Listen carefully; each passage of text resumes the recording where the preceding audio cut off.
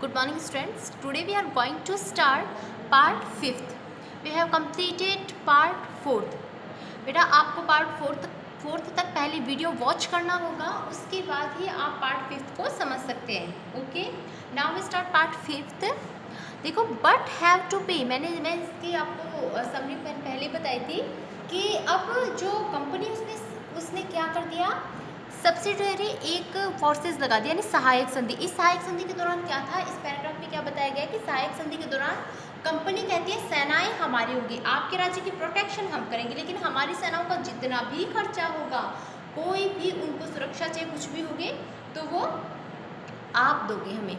ठीक है, देखो, हैड टू पे, बट हैड टू पे for subsidiary forces that the company was supposed a maintain for the purpose of this protection. Company maintain कर देगी इस प्रोटेक्शन को, बट आपको खर्चा देना होगा. If the Indian rulers fail to make the payment, then part of territory was taken away as penalty. For example, when Richard Wellesley was governor general 1805, the Nawab of Awadh was forced to give half of his territory of the company. देखो बेटा, इसमें paragraph में next, ये तो पीछे एक summary थी, मैं नेक्स्ट बता रही हूँ कि इस पैराग्राफ के अंदर ये बताया गया है कि कंपनी ने कहा यदि आप हमें आपको कंपनी सुरक्षा देगी, यदि आप हमें कंपनी को पैसा देने में चूक जाते हो तो जुर्माने के तौर पर कंपनी को इलाका देना पड़ेगा, वो क्षेत्र देना पड़ेगा जो आपके राज्य में आता है. ठीक है, वो क्षेत्र आपको देना पड़ेगा. That company suppose to maintain for purpose. अब देखो, इफ़ इंडियन रूलर, यदि कोई इंडियन रूलर्स फेल्ड हो जाता है पेमेंट देने में, then part of the territory, उसका जो क्षेत्र होता है वो टेकन अवे एज पेनल्टी के रूप में लिया जाएगा कंपनी के द्वारा. फॉर एग्जाम्पल, देखो इसका एग्जाम्पल देखो, वेलेस्ली थे यहाँ पे गवर्नर जनरल, उन्होंने क्या किया, वाज गवर्नर जनरल, यहाँ से अंडरलाइन करो, when Richard Wellesley governor general यहाँ से. Nawab of Awadh was forced to give over half of his territory. Awadh के जो नवाब थे, वेलेस्ली ने क्या किया, अवध के जो नवाब थे उनको फोर्स्ड किया गया कि वो अपना आधा राज्य, मतलब आधा इलाका कंपनी को सौंपने के लिए मजबूर किया गया, आधा इलाका. कंपनी इन 1804, इस 1801 के दौरान, एज ए फेल टू पे the subsidiary forces, Hyderabad was also forced. देखो बेटा, CEDE, this is a new word for you, set त्याग करना या सौंपना, टेरिटरीज ऑन सिमिलर ग्राउंड्स. आगे देखो, क्योंकि नवाब सहायक सेना के लिए जो पैसा अदा करने में चूक गए, तो इसी आधार पर हैदराबाद के भी कई इलाके छीन लिए गए थे. ठीक है, हैदराबाद के कई इलाके छीन लिए गए थे. ये मतलब एक कंपनी की पॉलिसी सी होती थी. नेक्स्ट देखो, what did the resident have. Resident की ताकत क्या होती थी? रेजिडेंट की ताकत क्या होती थी बेटा? एक लेटर टाइप है, ये एक सूचना टाइप है, जेम्स मिल की लिखी हुई है. इसके अंदर देखो, जेम्स मिल का क्या बताया गया है, रेजिमेंट जो था रियासत का एक राजा होता था. जेम्स मिल ने शो किया है अपने इस पत्र के दौरान, हम उसे हस्तक्षेप की मनमानी निषेधाज्ञा के तहत काम करने के लिए छूट दे देते हैं. जब तक स्थानीय राजा पूरी तरह अधीनस्थ रहता है, रेजिडेंट यानी ब्रिटिश सरकार के माफी भी काम करता है, तो चीज़ें आराम से चलती है. यदि शासन या शासन के कामों में रेजिडेंट की दखलंदाजी के बिना सब कुछ चल जाता है.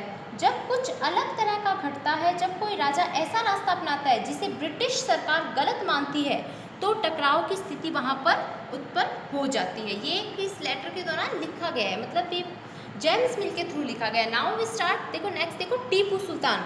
बेटा, टीपू सुल्तान मैसूर के टाइगर ऑफ मैसूर, अंडरलाइन करो, टीपू सुल्तान शेर मैसूर. टीपू सुल्तान को शेर मैसूर माना जाता था. टीपू सुल्तान बहुत ज़्यादा बहादुर थे, हैदर अली के बेटे थे. इनकी कहानी बताती हूँ. तो मैसूर में क्या था, इनका शासन था. अब अंग्रेज़ नहीं चाहते थे कि हमारे सामने इतना बहादुर कोई राजा आए, तो अंग्रेज़ों ने क्या किया, टीपू सुल्तान को हटाना चाहा. टीपू सुल्तान ने व्यापार करवाना बंद कर दिया. टीपू सुल्तान ने बहुत सारी चीज़ों पर रोक लगा दी. अब देखो, the company restored to the direct military confrontation when it saw threat to its political और economic interest, the company restored, जब कंपनी अपने राजनीतिक और आर्थिक हितों पर खतरा दिखाई देता तो कंपनी के प्रत्यक्ष सैनिक टकराव का रास्ता भी अपनाया। थ्रेट यानी भय, कन्फ्रंटेशन यानी सामना करना। आगे देखो, this can be illustrated with the case of southern Indian state of Mysore. Mysore के स्टेट में हम इस चीज़ को देख सकते हैं। Mysore had grown in strength under the leadership of powerful rulers. Mysore बढ़ता ही जा रहा था अपने पावरफुल रूलर, जिसका नाम क्या था, हैदर अली। हैदर अली रूल कब किया बेटा, इसका इनका शासन था 1761 से 1782 तक। एंड हिज फेमस सन, उसका फेमस सन है टीपू सुल्तान। यहाँ से आप अंडरलाइन करो, मैसूर से लेके टीपू सुल्तान। टीपू सुल्तान ने कब रूल किया, 1782 टू 1799, यहाँ तक आप अंडरलाइन कर लो, मैसूर से लेके यहाँ तक। अब उन्हीं का जो बेटा था टीपू सुल्तान ने, उसने शासन 1782 से 1799 तक किया। Mysore control the profitable trade of Malabar coast where the company purchased pepper and cardamom. देखो मैं क्या था कि ये जो इलाका था, मालाबार तट पर होने वाला व्यापार मैसूर रियासत के नियंत्रण में था, जहां कंपनी काली मिर्च और इलायची खरीदती थी। काली मिर्च और इलायची खरीदती थी, ठीक है। इन 1785 Tipu Sultan stop the export. 1785 के दौरान टीपू सुल्तान ने रोक दिया, एक्सपोर्ट होता है निर्यात को।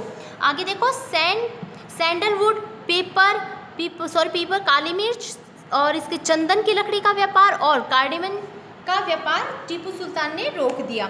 Through the ports of his kingdom, जो पोर्ट्स जो बंदरगाह थे उसके किंगडम से गुजर रहे थे, वहाँ पर उसके राज्य से गुजर रहे थे, वहाँ पर निर्यात को रोक दिया गया। नेक्स्ट देखो, next and this allowed the local merchant from trading with the company. और जो लोकल मर्चेंट थे यानी लोकल जो व्यापारी थे उनको भी रोक दिया गया कारोबार करने से, ठीक है। He also establish close relationship with the French in India. और टीपू सुल्तान ने क्या किया, बहुत क्लोज रिलेशनशिप बनाए, घनिष्ठ संबंध बनाए फ्रांसीसियों के साथ। एंड मॉडर्नाइज, और अपनी सेना का आधुनिकीकरण किया। His army with their help, और फ्रांसीसियों की सहायता से अपनी सेना का आधुनिकीकरण किया। द ब्रिटिश वर फ्यूरियस, इसी चीज़ को लेकर ब्रिटिश लोग नाराज़ हो गए। फ्यूरियस का मीनिंग लिखो, नाराज़ होना। दे सा हैदर एंड टीपू एम्बिशियस, उन्होंने देखा कि हैदर अली और टीपू सुल्तान दोनों ही एम्बिशियस है। एम्बिशियस का मीनिंग क्या होता है, जो अभिलाषा रखते हैं। एरोगेंट यानी घमंडी, डेंजरियस यानी खतरनाक, महत्वाकांक्षी, घमंडी और दोनों ही खतरनाक भी है। Rulers who had to be controlled and trust, ऐसे रूलर्स को, अंग्रेजों को लगता था ऐसे राजाओं को नियंत्रित करना। ट्रस्ट का मीनिंग होता है कुचल देना चाहिए या कुचलना ज़रूरी है। आगे देखो, next 4 wars were fort with Mysore के साथ। ये 4 लड़ाइयाँ, 4 जंग हुई मैसूर के साथ।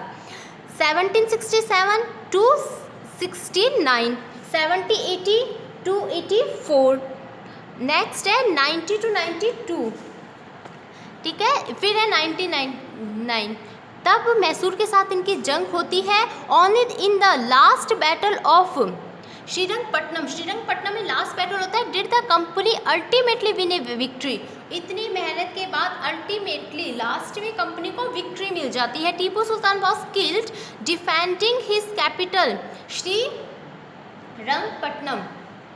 जो टीपू सुल्तान था, श्रीरंगपट्टनम के आखिरी जंग में कंपनी को सफलता मिल जाती है। अपनी राजधानी की रक्षा करते हुए टीपू सुल्तान मारे गए और मैसूर का राजकाज पुराने, जो मैसूर का जो राजकाज था, मैसूर देखो, Mysore was placed under the former ruling dynasty Wodeyar राजवंश, वोडियार राजवंश के अंडर में चला गया। Subsidiary alliance was imposed in the state, और इसके साथ ही मैसूर में भी सहायक संधि थोप दी गई, ठीक है। Today sufficient students, I think आपको समझ में आ गया होगा।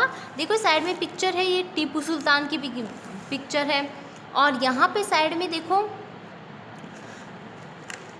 ये इंग्लिश पीपल की पिक्चर्स हैं और अपने आप को बहुत पावरफुल शो कर रहे हैं इसके अंदर ही। और यहाँ पे देखो नीचे एक टॉय है, यानी खिलौना बना। उस टाइम कार्टून्स के थ्रू अपनी पावर को भी शो किया जाता था, ठीक है। तो टीपू सुल्तान का देखो एक टाइगर है जो अंग्रेज़ों के ऊपर बैठा हुआ है और इसको एल्बर्ट म्यूज़ियम में रखा गया है। ठीक है, ये पिक्चर आपको देखो, ये नीचे लेटा हुआ, इसके ऊपर ये टाइगर है, एक खिलौना टाइप है ये, तो पिक्चर के थ्रू अपनी पावर को शो भी किया जाता था। Okay students, I think today is sufficient, आपको समझ में आ गया होगा। ठीक है।